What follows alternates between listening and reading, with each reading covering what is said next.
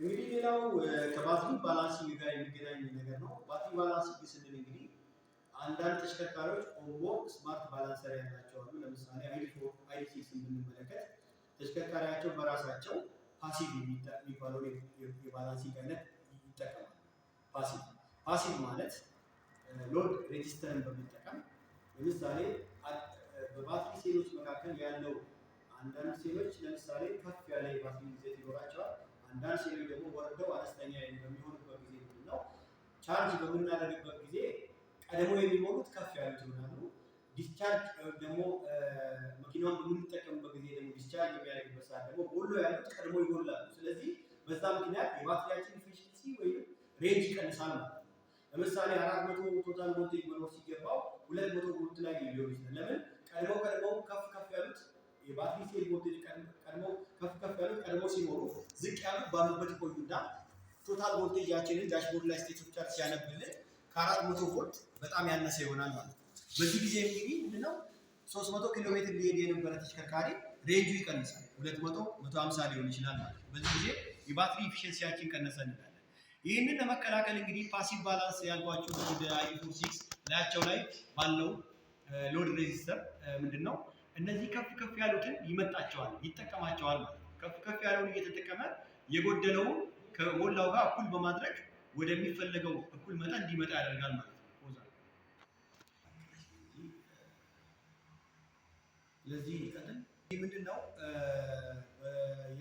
ስለዚህ ባትሪው እንግዲህ እንዳልኳችሁ ኢምባላንስ ካለ ከአንዱ ሴል ወደ ሌላኛው ሴል የቮልቴጅ ሌቭሉ በሚለያዩበት ሰዓት ላይ እኩል አድርጎ ለማመጣጠን እዛው ኦንቦርድ እነዚህ ስማርት ባላንሰሮች እንደ ID4 አይነት ያሉትና እንደ BG4X እንዲሁም ደግሞ BYD የምንላቸው ራሳቸው እዛው ላይ ባላንስ በማድረግ ባትሪው ቻርጅ በሚደረግበት ጊዜ እኩል ቻርጅ ያደርጋሉ። ዲስቻርጅ በሚሆንበት እኩል ዲስቻርጅ ያደርጋሉ ማለት እኩል ያልቃሉ፣ እኩል ይሞላሉ ማለት ነው። ያ ከሆነ ምንድነው የሚፈለገው ቶታል ቮልቴጅ ላይ ይደርሳል፣ ሲጎልም እኩል ይወርዳል የሚለውን ነገር ያመጣል። ይሄ እንግዲህ ምን ይባላል? እንግዲህ ኢኳላይዜሽን ይባላል።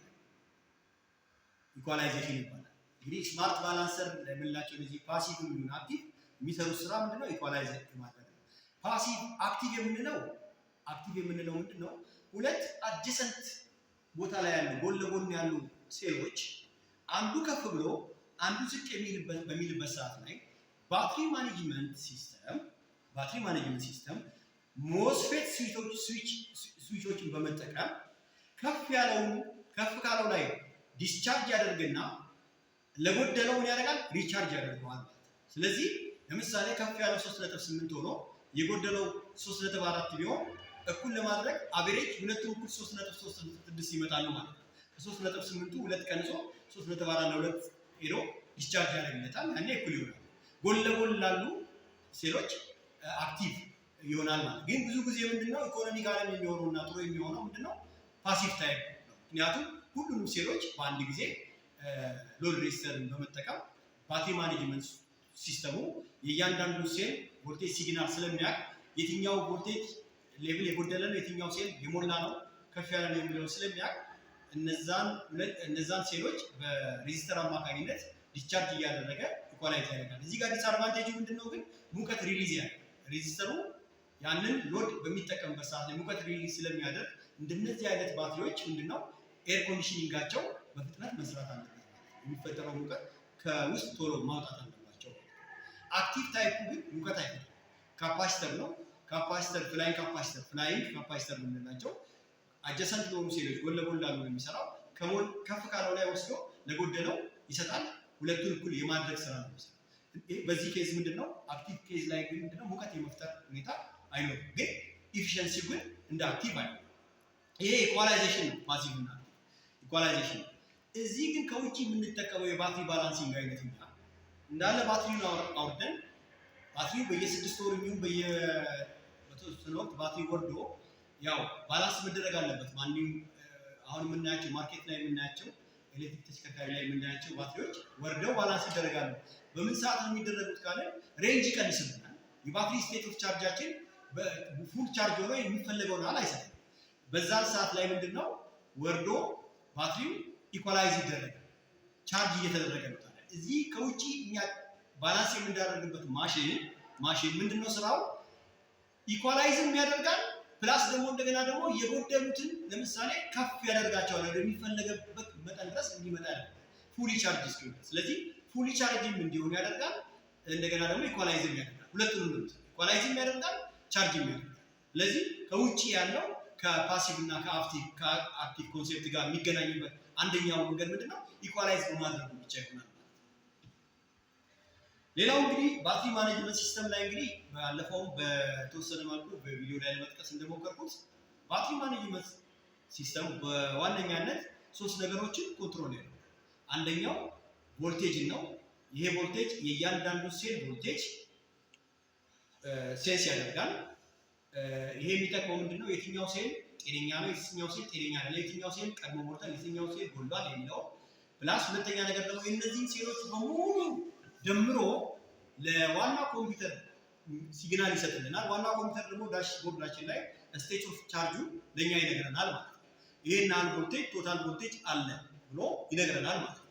ሁለተኛ ነገር ደግሞ ዋና ኮምፒውተር ደግሞ እንደገና ካልኩሌት ያደርጋል ስቴት ኦፍ ሄልዙ። ለምሳሌ ቻርጅ ባደረግን ቁጥር ባትሪ ስቴት ኦፍ ሄልዙ እየቀነሰ ስለሚመጣ በምን ያህል ፐርሰንት ስቴት ኦፍ ሄልዙ ይገኛል የሚለውን ነገር ለምሳሌ ዲፕሪሼት እያደረገ ነው የሚለውን ነገር በተሞላለት ፕሮግራም መሰረት ያንን ዲስፕሌይ ያደርግልናል ማለት ነው። ስለዚህ አንደኛው ቮልቴጅ ነው፣ ሁለተኛው ከረንት ነው። ከረንት እንግዲህ አገልግሎት ላይ ያለ ለምሳሌ ባትሪው አገልግሎት እየሰጠ እያለ ሞተር ትራክሽን ሞተሩን እያንቀሳቀሰ እያለ ወይም ደግሞ ቻርጅ እያደረገው እያለ ቻርጂንግ ከረንቱን ይነግረናል። ወይም ደግሞ ትራክሽን ሞተሩን እያንቀሳቀሰ ካለ ዴሊቨር የሚያደርገውን የከረንት አማውንት ይነግረናል ማለት ነው። ያም እንግዲህ ምንድነው ከረንት ያው በቮልቴጅ በፌዙ ላይ ስላለ ያንን በሲሪየስ ባትሪ ማኔጅመንት ሲስተማችን የሚወጣና የሚገባው በቻርጅ ጊዜ የሚገባው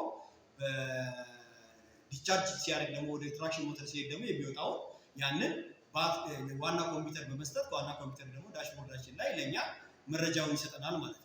ሶስተኛው ቴምፕሬቸር ነው። ቅድም እንደነገርኳችሁ እነዚህን ተርማይስተሮች በመጠቀም አንደኛ በየተወሰነ ሞጁሎች ቦታ ላይ ለምሳሌ መሀል ላይ ሙቀት ሊፈጠር በሚችልበት ቦታ ላይ ለምሳሌ ከውጪ አየር ባትሪ ሊያገኝ አይችልም ተብሎ በሚታሰብበት ቦታ ላይ መሀል ላይ የሙቀቱን መጠን ሊቆጣጠሩልን 4-5 ቦታ ሊደረግ ይችላል። በእያንዳንዱ ሞጁል ሊደረግ ይችላል። በእያንዳንዱ ሴል ላይ ሊደረግ ይችላል እንደየባትሪው ኳሊቲ ማለት ነው። ስለዚህ ብዙ ጊዜ ዳሽቦርድ ላይ ማክሲመም ቴምፕሬቸር እና ሚኒመም ቴምፕሬቸሩን ይነግረናል።